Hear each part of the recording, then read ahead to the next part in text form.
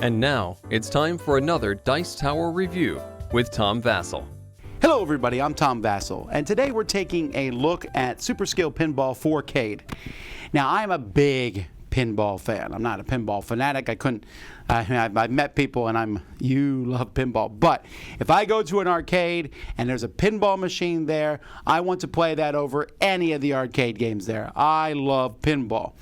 And pinball as a board game is a difficult thing to do. I played a card game. I thought did a decent job of it.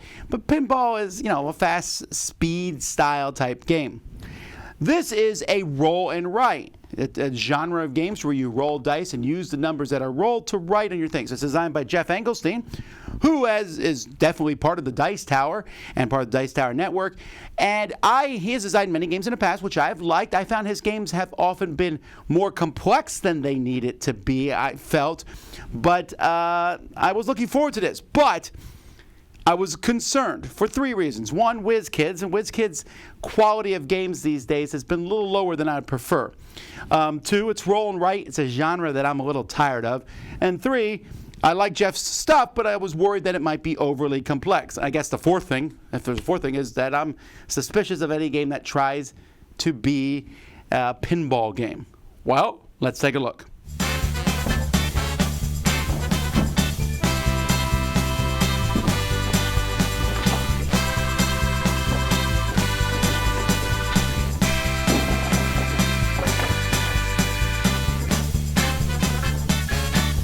So let's start out with one of the boards here. This is the Carnival board. This is the simplest board in the game.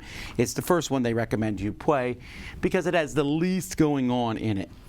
And it's going to play pretty much the same way whether you play with multiple people or not. You have a ball, which starts up here. And each turn of the game, you're going to roll two dice. You're going to pick one of those two dice. People can pick the same one or different ones. And then the ball is going to go to a spot that matches that die. So in this case, I've rolled a 2 or a 6. So the ball starts here. It's going to hit something in this section. So I'll hit this area. I cross this area off. This is one of the Ferris wheels, and each thing in this game has different sets of rules. So if I get all three of these Ferris wheels, I'll get a skill shot, and the ball bounces over to there. That's it. Then we roll the next ones, 3 and a 4. Now almost always the ball will drop down. So maybe I'll drop down to this bumper, and I'll color in the 3 die. That's part of that bumper.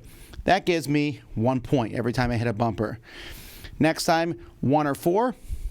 Normally, you have to drop down to the next section, but it's a bumper, so I can bump over here to this one because I can follow these arrows, and I'll get another point.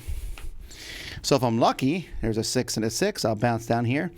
I'm going to just try to bump around these bumpers for a while instead of falling down. 1 and 5, I bump back here and get my 1. And then we roll again, a 3 and a 4. I bump over here, I'll color in the 4. Now I rolled a 6 and a 5. I'll bump back here and get the 5. And each time I've done one of these, I should be getting a point. So I have 6 points. A 2 and a 6. I'll bounce up here and get the 2. A 1 and a 6. I'll bounce back down here and get the 6. A 2 and a 2. I'll bounce back up here and get this 2. A 3 and a 1. I'll bounce over here and get the 3. A 2 and a 2. Oh, well, I can't keep bouncing around these bumpers. So far I've gotten 10 points from getting all the bumpers, but I'm going to have to drop down now to a 2. So I drop down to the next section, and here's a 2, and here's a 2 over here. So let's say I hit this one over here, and that one's going to be worth a point also. And when I fill up all 4 of these, I'm going to get a bonus. If I fill up all 3 of these, I get a bonus. But I'm going to have to drop down now, 5 or 6. So now I'm going to drop down to the flippers. I could drop through this, which goes to the yellow flipper, and that gives me 2 points. So I think I'm going to do that. And that drops me onto the yellow flipper. I'll take my 2 points here. Now, when you hit a flipper, when you roll the dice, you're going to be able to go back up. Here I roll a 6 and a 6. I have to pick a 6. In this case, I can go, since I'm on the yellow flipper, I can go to any yellow or any white number. So I'm going to shoot all the way up here to this section and get the next section of the Ferris wheel. I then roll the dice, a 1 and a 2. You'll notice There's not a 1 and a 2 here. It's only a 4 and a 5, so I have to drop all the way down. But I'm going to bounce off. I'm going to go over here and hit the 1 and the 2 over here on this section. Get a point. I roll the dice again. Double 5s. I can't go through that because I've crossed that off. So I'm now going to hit the red flipper, crossing this off. If you come down here and you can't hit a flipper, or if you're forced to go to one of these outside lanes, then the ball is lost. You have 3 balls. But I'm on the red flipper now, so let's see what I can do. I rolled a 3 and a 6. Man, I would have loved to gone up here, because if you go up here, you have to go in order. 1, 2, 3, 4, 5, 6. But you'll see the 6 is worth 20 points. As it is, I rolled a 3 and a 6, but happily, I can shoot all the way up here to the top. I now have the 3rd Ferris wheel. Now, when you cover in all 3 Ferris wheels, you can erase them, and I get a skill shot. In this case, I'm going to circle 1. I could circle any of these numbers, and what that lets me do is, in the future, if I roll the dice or someone rolls the dice and I don't like the numbers that are rolled, I can use that number instead and erase that circle. As it is, I rolled a 3 and a 6. Once again, I have to skip this section, but I'm going to drop here and color this one in. And then we roll again, a 2 and a 4. I'm going to drop down and hit the red flipper again, which colors in that 2, giving me 2 more points. Now, I want a 1. Man, I wanted a 1. I got a 4 and a 6. But here's the good news. I can still shoot up and hit this 1 here. Why? Because I can use my skill shot. Now, I'm not going to play the whole game for you. Hopefully that gives you an idea of how this works here. And you're just going to keep going back and forth. Now, eventually your ball will drop out. When your ball drops out, you erase anything that has a dotted line around it, which is usually the stuff down here by the flippers. These up here don't erase until you color them all in. Once you color them all in, they automatically erase all of them. So it's possible to bump around here forever. You got the skill shots, these erase. Like I said, when these all fill up, you're going to pick one of these bonuses. You can always take 2 points. But I can play with a multi-ball, which means I can have 2 balls bouncing around. Now, 2 balls bouncing around is a little trickier, which means if you roll both numbers, one of them has to go to one of the balls, and the other has to go to the other one. Here, a flipper pass, where I can pop from one flipper to the other. Here, I can fill 2 feet of strength spaces. I just fill them up automatically, and there's all kinds of bonuses that you will get from these. That's it. You play until your 3rd ball drops through. It's possible that some other people will still be playing after you're done. You wait till everyone finishes, and whoever has the highest score is the winner. There is nudging. Let's say I roll a 6 and a 4 and I really wanted a 3. I can do that.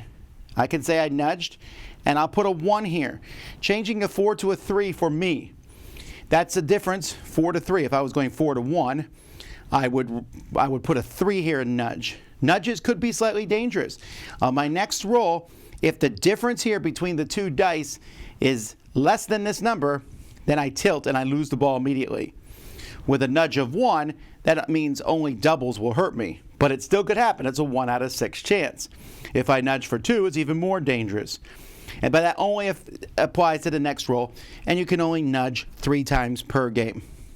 The other boards have more involved rules, so there's all sorts of things going on.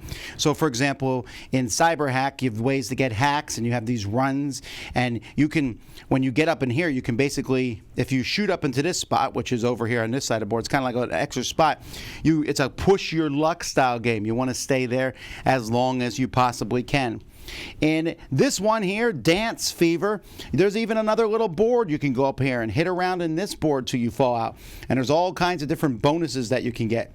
And then in maybe my favorite board, I'm not sure yet, Dragon Slayer, where you have a horde, you can fill this up, and whenever you score the horde, you'll score as many points as are here. But there's also different levels where you can go up and get all kinds of special abilities, like flipping a die or adding plus or minus 1 to a die as you increase over the course of the game. And so all 4 boards have a very different feel to them. Component-wise, you have 4 boards per player. And so each board is double-sided for the different boards, and you're going to use 2 boards. The markers work fine. I haven't had a problem yet. Keeping score with the markers is a bit of a pain. I almost would rather keep score on a piece of paper, I think. You can go up to 100, and then you just mark off the hundreds here, because you can score very high in some of these games. I don't know. It's not that big of a deal, but I think maybe I would have used the piece of paper. The marbles themselves, or the pinballs, they're pretty cool. They're half tokens here, but they look like a pinball bouncing around. The dice are fine. The rule book, they have 2 sets of rules, a quick start rules, which is really all you need to play the original game. And then the regular rule book, which is pretty in-depth here, but it explains how to play the game, how you play normal pinball, and then it has detailed rules for each one. So Cyber Hack, it tells you how all the different parts of Cyber Hack work. And Dragon Slayer, the different parts of Dragon Slayer. Each one, Dance Fever is probably the most complex one, so it has 6 pages of rules. Now, this is not that complicated. It looks more complicated than not, but it all makes sense in the pinball theme of things. And, of course, achievements and stuff. This is something I'm not a big fan of, but I know some people really like. Overall, very happy with the looks of the board. I think they look very pinball-y. It's a very nice production. Well, wow. I like this game a lot. This is Pinball. Now, I mean, granted, it's not as fast as Pinball. Obviously, you roll dice and it's boom, boom, boom. But it follows the rules of pinball. You have the ball bouncing around in the table. I played a little bit there for you. It's bouncing around the bumpers. We got a spinner. It shoots up onto another board. You're trying to light up different things to get a bonus. The multi-ball is fun. It is the theme of pinball here is done well. From the campy look of these boards to the way different things score. And you're getting 4 games in this box. I have said in the past that I feel like the roll and write genre is just ridiculously getting out of hand, where it comes out game after game after game where they all feel the same. This one clearly feels different. In fact, I'll go even farther than that. This is my favorite roll and write game, period, right now. I love this game. I love this game, oddly enough, solitaire. It's really fun to play by yourself because you are essentially playing by yourself. When you're playing with other players, you're technically supposed to pass around the dice and roll them, but we just let one person roll the dice most of the time. You roll the dice and you're working on your own board. And you could finish before someone else. In fact, one time I finished before someone else and they kept rolling the dice, and I thought, so I started another table. Why not? There's that going on for it. So it is mostly solitaire, and I just don't care. It is that fun for me. I also feel like you're getting a ton of value from buying this because all 4 boards feel really different. Now, you say, Tom, is it perfect? I don't know that it's perfect. I know that pinball traditionally has 3 balls, or sometimes 5, but most of the time 3 balls. I wonder that this may have been better with 2.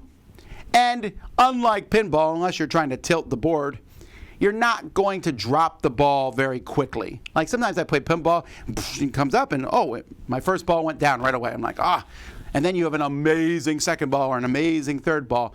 In this game, you will likely have an amazing ball 1 and 2, and sometimes ball 3, especially on the first board, the carnival board, sorry.